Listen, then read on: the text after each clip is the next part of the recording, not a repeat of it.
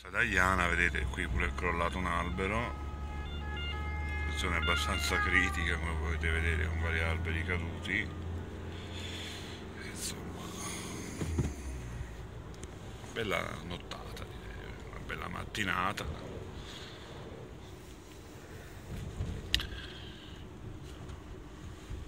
Ecco qui il segnale stradale, va bene, tutto piegato, un semaforo che ovviamente è staccato un pezzo quello pedonale.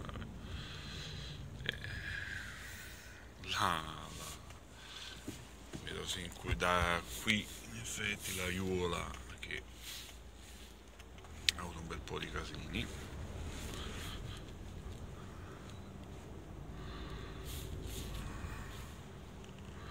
Ecco la rotonda lì, tutto devastato. Ora c'è un blocco perché non vorrei che se fosse caduto l'ennesimo albero che già mi ha costretto a cambiare strada.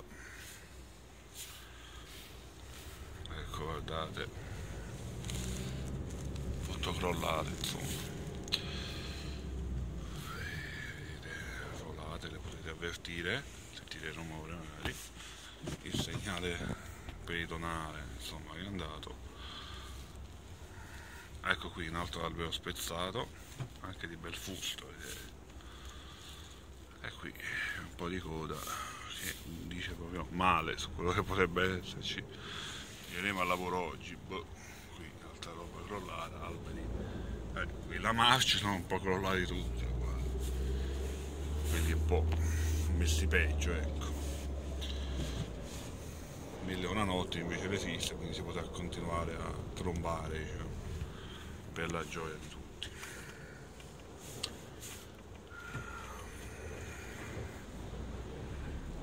Sentite le raffiche.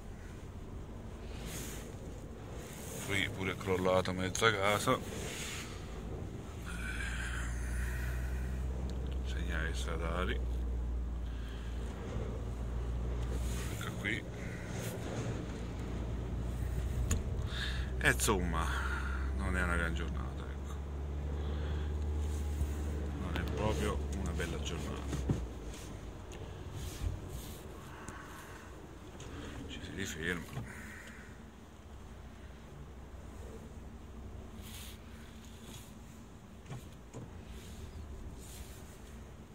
Belle cannuccelle, come potete vedere.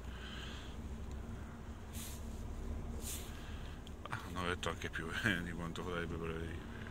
Si piegano e non si spezzano. Questo che sentite, credo, fosse il sottofondo del vento.